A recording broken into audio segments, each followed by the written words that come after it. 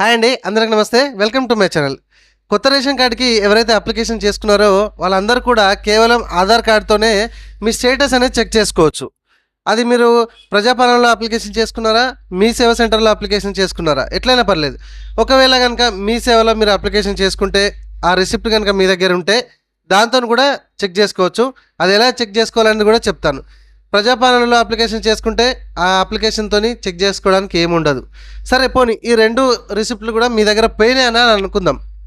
Okay, ఈ రెండు రిసిప్ట్లు కూడా మీ దగ్గర లేవని అనుకుందాం, పోయినాయి అనుకుందాం.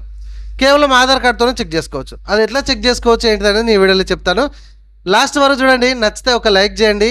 మొట్టమొదటిసారిగా మన ఛానల్ కనుక మీరు చూసినట్లయితే ప్లీజ్ సబ్స్క్రైబ్ చేసుకోండి. మీరు చూసిన ఈ వీడియో కింద సబ్స్క్రైబ్ బటన్ ఉంటుంది. ప్లీజ్ మొబైల్ డేటా ప్రతి ఒక్కరు వాడుతూనే ఉన్నారు, సబ్స్క్రైబ్ చేసుకొని పెట్టుకోండి. చాలా ఇన్ఫర్మేషన్ వీడియోస్ నేను చేస్తుంటాను ఇట్లా ఉపయోగపడేటి. కాబట్టి సబ్స్క్రైబ్ చేసుకొని పక్కనే బెల్ ఐకాన్ ఉంటుంది, ఆన్ చేసి పెట్టుకుంటే ఇట్లా లేటెస్ట్ ఇన్ఫర్మేషన్ వీడియోస్ మీరు నోటిఫికేషన్ ద్వారా పొందొచ్చు. మరి రండి, ఆధార్ నెంబర్తోనే ఎట్లా చెక్ చేసుకోవాలి స్టేటస్ అనేది చెప్తా.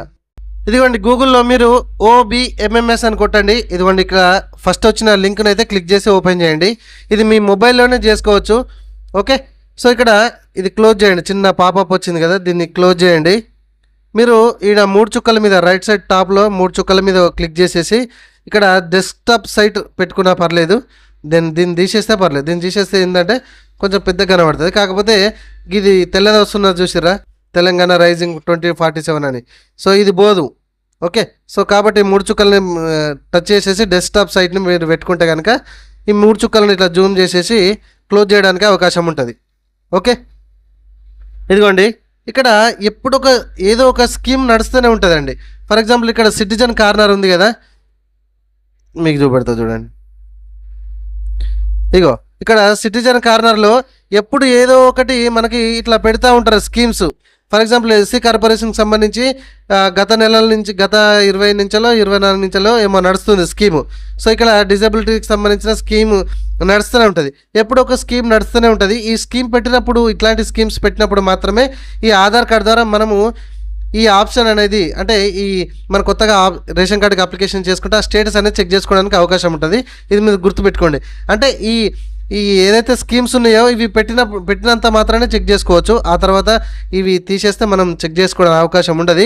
కాబట్టి ఇది మీరు గమనించండి. ఫర్ ఎగ్జాంపుల్ ఇప్పుడు ఇక్కడ ఎస్సీ కార్పొరేషన్ అనే ఒకటి ఉంది కదా, సో దీని మీదనే క్లిక్ చేస్తున్నా. క్లిక్ చేస్తే దీనికి సంబంధించిన అప్లికేషన్ ఫామ్ అనేది ఓపెన్ అయిపోతుంది. దీనికి అప్లికేషన్ మీరు చేసినట్టు కాదు, ఇది మీరు గుర్తుపెట్టుకోండి. జస్ట్ మీ రేషన్ కార్డు మీకు వచ్చిందా రాలేదా స్టేటస్ చెక్ చేసుకోవడానికి. ఇక్కడ చూడండి, మళ్ళీ ఇక్కడ డెస్క్టాప్ మీద మళ్ళీ టచ్ చేసిన, ఇక్కడ ఏమంటుంది చూడండి, name as per Aadhaar card అని అంటుంది. సో ఆధార్ కార్డులో మీ యొక్క మేడం పేరా లేకపోతే మీ పేరా కొట్టి చూడండి. ఓకే, ఫర్ ఎగ్జాంపుల్ ఇక్కడ నేమ్ కొట్టి చూస్తున్నా నేను, చూడండి.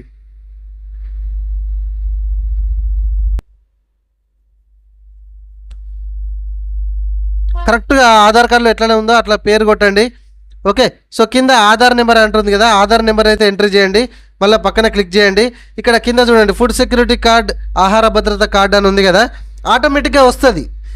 చూడండి కావాలంటే.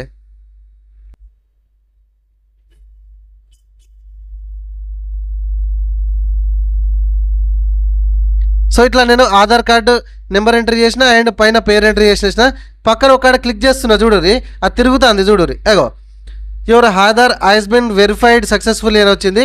అండ్ ఫుడ్ సెక్యూరిటీ కార్డ్ వచ్చిందా, ఇదిగోండి. కావాలంటే జాగ్రత్తగా చూడండి, ఫుడ్ సెక్యూరిటీ కార్డ్ నెంబర్ వచ్చింది. ఇట్లా వచ్చింది అంటే మీకు వచ్చినట్టే.